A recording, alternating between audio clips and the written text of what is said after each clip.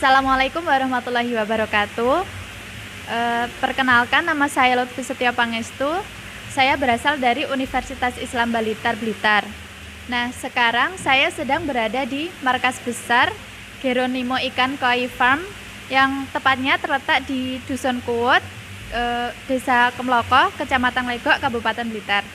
Nah, sekarang saya sedang bersama salah satu karyawan dari Geronimo Ikan Koi Farm sendiri. Silakan untuk perkenalan, Mbak. Baik, perkenalkan, nama saya Vivik, salah satu dari kru Geronimo Koi Blitar. Halo Mbak Vivik. Iya. Saya mau wawancara tentang Geronimo Koi Farm di Kuwut ini, Mbak. Nah, saya mau bertanya tentang apa nama budidaya ikan koi ini, Mbak? Sebelumnya sebelum Geronimo itu ada nama sendiri, tapi sekarang sudah yang terkenal itu sudah Geronimo Koi Blitar. Jadi orang-orang yang di Nusantara itu menyebutnya pasti Geronimo Koi Blitar. Nah, yang kedua, sejak kapan budidaya ikan koi Geronimo ini berdiri, Mbak? Kalau berdirinya itu tahun berapanya itu kurang pasti ya, Mbak. Soalnya dulu belum ada kru-kru yang banyak seperti ini. Kalau sejarahnya itu dulu memang dari ownernya sendiri itu pertama juga melalui belajar sama teman-temannya di Bogor. Itu pernah ya, terus kemudian balik ke Blitar itu sempat nyewa tempat di Ngarum pernah, di Tanjung Sari pernah, itu untuk budidaya koi ini sendiri. Terus sekarang sampai kirim ke seluruh Indonesia. Pertamanya dulu belum ada ekspedisi, Mbak. Dulu itu pernah kirim sendiri Kemana, Mbak? ke Jawa Barat, Jawa Tengah itu pernah kirim sendiri, Mbak, sebelum ada ekspedisi. Itu pernah mengalami juga pas kirim itu kan bawa oksigen ya, Mbak. Itu kan nggak boleh ada orang merokok ya. Itu pas ketika itu mungkin agak lalai sedikit, itu pernah sampai meledak, itu juga pernah, Mbak. Sampai orang-orangnya meledak itu iya di perjalanan, tapi alhamdulillah semua selamat. Cuma ada yang anggotanya yang luka bakar, tapi sekarang sudah sembuh, memang sudah berobat. Sekarang cuma ada bekas-bekasnya saja. Begitu, Mbak. Terus kemudian pertama dulu itu budidayanya seperti apa ya, Mbak? Sebelum ada kolam-kolam seperti ini. Sebelum ada kolam seperti ini, dulu budidayanya di sawah, Mbak. Di sawah ada sendiri, di belakang sana ada sendiri, di sawah itu budidaya seperti ini. Terus sampai sekarang punya inisiatif, ini bisa di online kan, melalui perkembangan zaman ya, Mbak. Bisa di online kan. Terus Mas Andi namanya ownernya itu cari teman, cari anak, cari rewang lah, Mbak. Cari anak buah itu buat bantu nanti packing, pemasaran, nanti kirim gitu, Mbak. Nanti terus habis itu kalau kolam ini, Mbak, mungkin masih sekitar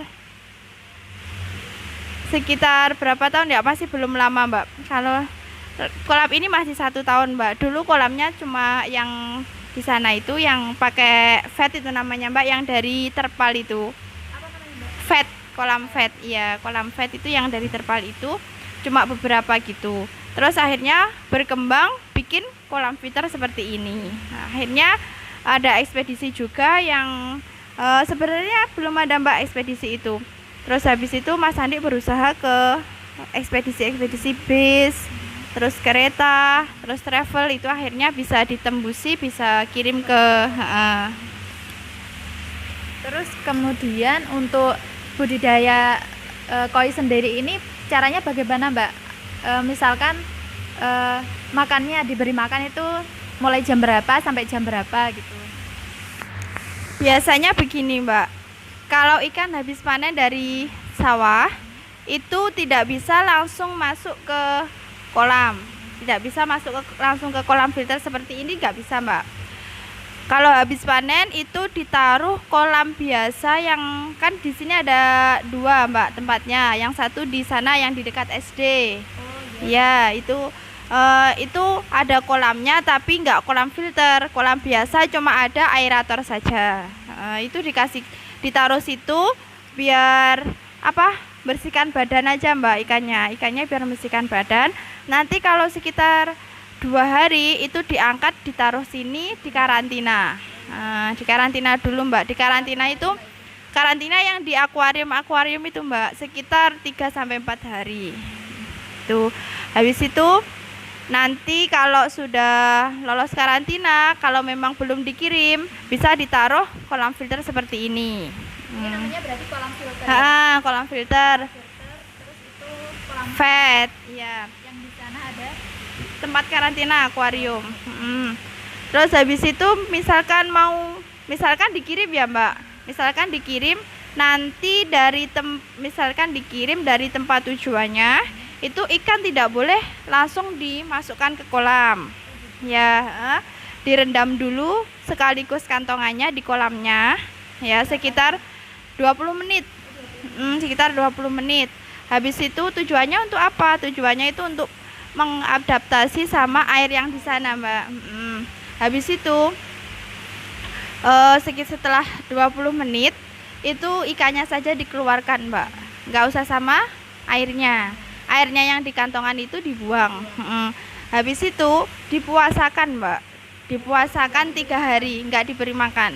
Dipuasakan 3 hari. Ikan yang di sana, ikan yang lama punyanya customer itu juga ikut dipuasakan selama 3 hari. Biar penyesuaian dulu, Mbak. Biar ikannya nggak kaget gitu. Nanti kalau sudah diberi makan, diberi makannya dikit-dikit, Mbak. Tidak boleh ada yang sisa di kolam. Soalnya apa? Kalau makanan itu sisa, nanti bisa menimbulkan penyakit. Ya, bisa menimbulkan penyakit. Jadi kalau kasih makan itu harus sedikit-sedikit tapi habis. Habis gitu, langsung habis. Kalau habis dikasih lagi gitu. Nggak boleh langsung istilahnya langsung disebarin gitu. Langsung harus dikit-dikit aja. Untuk makanannya sendiri jenisnya beda-beda atau gimana, Mbak? Makanannya. Iya, Mbak, kalau makanannya itu ada beberapa jenis.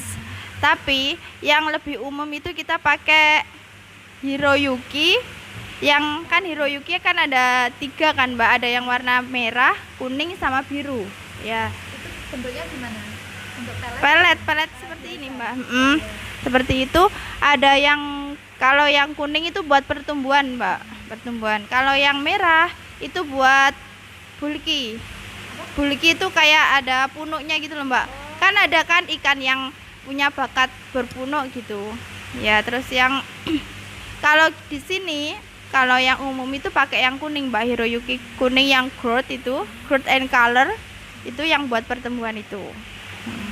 Semisal kalau kecil-kecil bisa pakai biasa, namanya itu biasanya Breeder Pro sama PK. Itu untuk koi yang masih kecil. Yang masih kecil. Kalau Hiroyuki sendiri ini juga ada size-nya, Mbak. Ada size-nya, ada yang 5 mili, ada yang 8 mili, ada yang 2 mili, itu tergantung jenis ikannya. Enggak, jenis ukurannya, size ikannya. Kemudian lama dari ikan koi itu bisa dipanen itu berapa lama ya, Mbak? Ya, kalau berapa lama ikan bisa dipanen itu tergantung sama pemiliknya ya, Mbak ya. Tergantung sama pemiliknya. Jadi nanti kalau Pemilik itu pembeli ya, Mbak? enggak, kan biasanya di sini pengepul para petani. Ya, yang punya petani di sawah punya ikan segini, minta dijual di sini. Nanti di sini dari krunya sini itu apa namanya ke sawah, Mbak. Lihat ikannya bagaimana. Nanti kalau cocok ya dibeli, kita borong. Kalau belum cocok ya kita apa? Dianu dulu gitu loh, Mbak. Kalau misal mau kecil-kecil dipanen, bagus, cocok, bisa. Kalau agak besar, mau yang besar-besar dikurangi itu dijual, dibeli sini bisa, gitu, Mbak. Nah, untuk produksinya dari ikan koi ini sendiri sampai mana saja, Mbak, sudah? Kalau pendistribusiannya, ya pemasarannya kalau di sini alhamdulillah sudah dari se-Indonesia, Mbak. Luar Jawa semua. Iya, luar Jawa bisa. Kalau biasanya kalau belum bisa itu, Mbak, biasanya ada yang naik pesawat 2 kali. Gitu, tapi itu ya nanti kita infokan, misal dari daerah mana belum bisa terbang, itu bisa kita infokan. Soalnya itu kan informasi dari ekspedisinya. Terus cara pendistribusiannya itu caranya gimana? Setelah packing terus langsung diberikan ke ekspedisi atau gimana, Mbak? Nanti gini, Mbak, mau caranya pemasaran ya. Seumpamanya ada customer minta jenis ini, size ini gitu, Mbak. Nanti kita videokan. Kita videokan dulu biar customer lihat ikannya, tahu ikannya. Habis itu nanti kalau sudah deal, sudah fix, ikan kita karantina.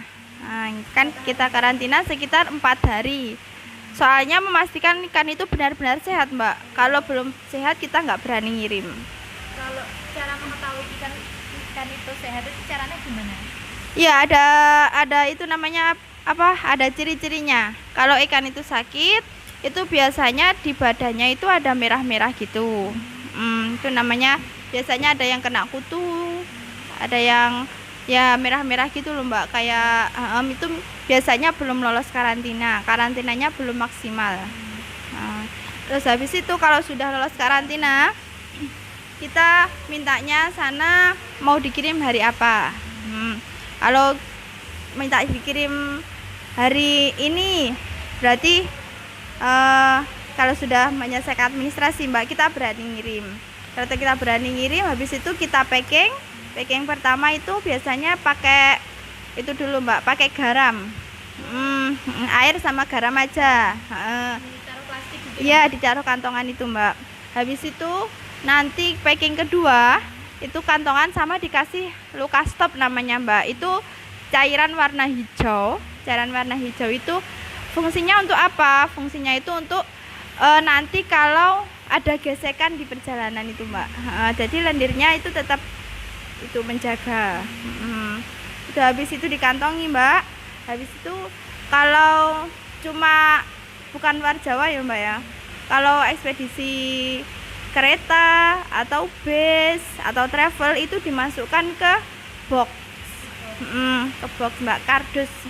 Kardus itu. Nah, satu kardus yang besar itu muatnya 2 kantong. Kalau yang kecil 1 kantong. Ya. Terus habis itu kalau misalkan customernya mintanya via bis ya. Kalau via bus itu biasanya kita Harapan Jaya sama Malang Indah. Itu. Lah, kalau yang kereta itu biasanya dari ekspedisinya ngambil ke sini. Tapi kalau bus belum ada yang pick up ke sini, kita ngantar ke terminal, ke PO-nya. Kalau travel diambil ke sini. Tapi kalau pesawat itu ekspedisinya ngambil ke sini. Tapi kalau pesawat itu nggak di box, Mbak, cuma di kantong aja. Nanti yang masukkan ke koli namanya, Mbak. 1 koli, iya. Koli itu kayak foam itu loh, Mbak. Itu yang masukkan ke situ itu pihak bandaranya sendiri. Jadi begitu. Terus kemudian eh, ini tentang masuk ke karyawannya ya Mbak. Tentang karyawannya. Di sini karyawannya jumlahnya ada berapa ya Mbak? Kalau di sini karyawannya sendiri untuk kru ikan sendiri itu ada 8. Ada 8 orang. Yang 4 itu cewek admin. Nah, yang 4 itu cowok. Yang cowok bagian cowok ya itu Mbak, misal admin minta, ada customer minta ikan ini jenis ini, nanti yang nyarikan yang cowok. Sama yang packing itu yang cowok. Nah, sama yang nguras-nguras akuarium itu yang cowok, sama yang panen-panen itu cowok. Nanti yang bagian pemasaran, bagian istilahnya kayak apa namanya, nego-nego sama customer itu bagian yang cewek. Ya, bagian admin. Terus kemudian si karyawannya, misalkan ada karyawan baru itu, dia caranya bisa dengan pekerjaannya itu caranya gimana? Apakah dia bisa sendiri atau belajar sendiri atau secara otodidak gitu ya Mbak? Atau diberi pelatihan dulu dari ownernya gitu? Iya. Biasanya kalau ada yang baru, ada karyawan baru masuk, itu mungkin hanya perlu belajar sambil apa ya Mbak? Praktek sambil on job training gitu. On job training itu di training sama yang lama-lama, yang karyawan lama, itu saja Mbak. Kemudian itu cara mengembangkan skill dari tiap karyawan itu gimana Mbak? Kalau cara mengembangkan skill itu biasanya ya kalau banyak latihan, banyak berlatih itu kan lama-lama bisa ya Mbak ya. Itu berapa lama Mbak dia bisa dengan pekerjaannya itu? Kalau skillnya untuk mengetahui ikan itu agak lama Mbak.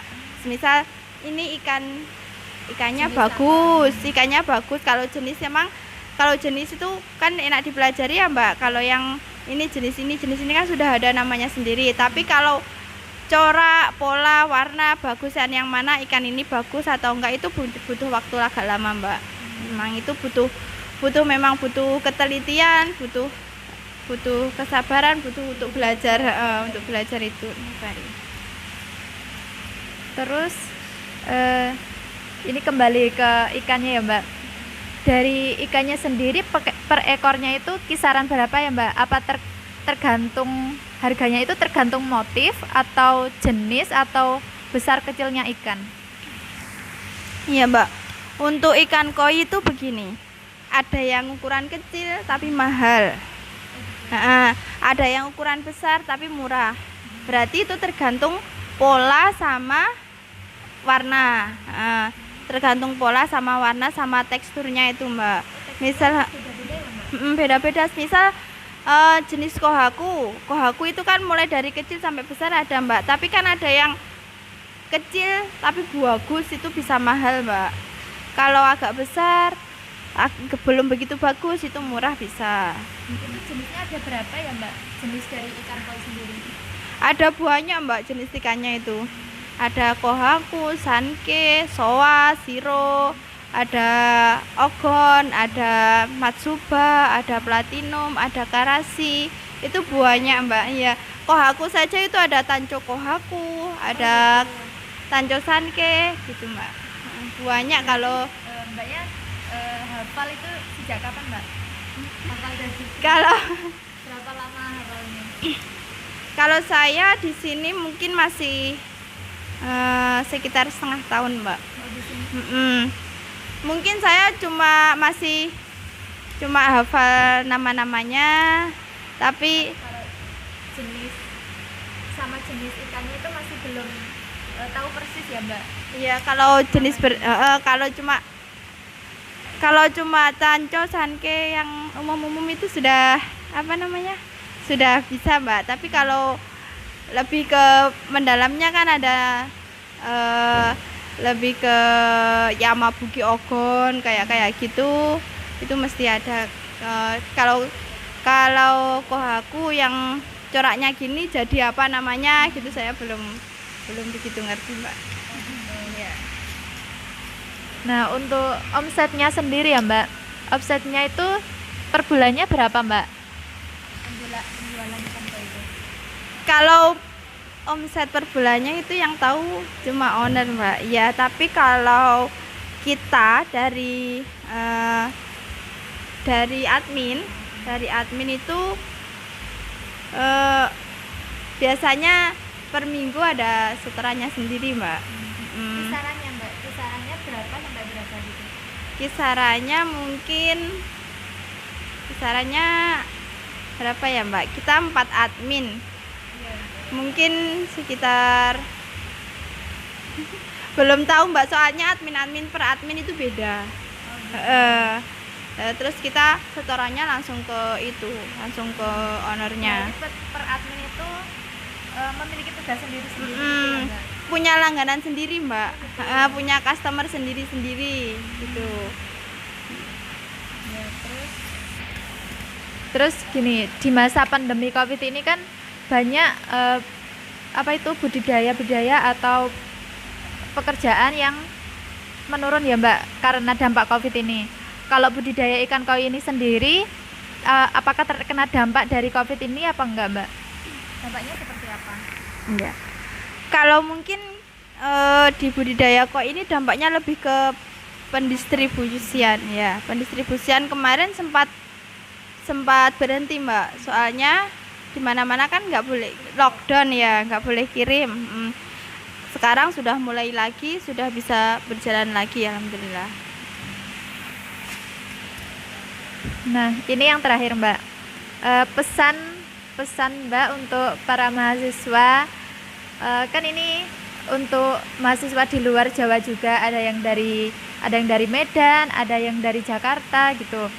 Nah, pesan untuk Mbak untuk mahasiswa supaya tidak malu untuk melakukan budidaya koi ini, pesannya apa Mbak? Untuk para mahasiswa, jangan malu, semua itu ilmu itu bisa bermanfaat dimanapun berada ya, tidak harus bekerja ini sesuai dengan jurusannya. Kalau memang rezekinya di budidaya koi, ya memang budidaya koi itu rezekinya dari Allah. Yang penting jangan putus asa, tetap optimis ya Mbak ya, tetap optimis. Budidaya koi ini sangat banyak loh Mbak mahasiswa yang customernya sini, mahasiswa dari Banjarmasin itu sambil dagang ikan koi ngambil dari sini. Ya, ngambilnya dari sini. Memang biar itu kan buat belajar juga Mbak, bagaimana memanage keuangan, bagaimana memanage waktu, bagaimana memanfaatkan ilmu ya. Apalagi nanti kalau sudah di masyarakat itu memang nanti yang ditanyakan bukan kamu dari mana, tapi kalau lebih ke mungkin kekerjaan ya Mbak ya. Kalau budidaya ini kalau usaha sendiri kan lebih enak ya. Seperti itu Mbak. Ya baik, itu tadi wawancara saya dengan Mbak Vivik. Nah, sekian dari saya. Apabila ada kata-kata yang kurang berkenan, kami mohon maaf. Wassalamualaikum warahmatullahi wabarakatuh. Terima kasih. Dadah.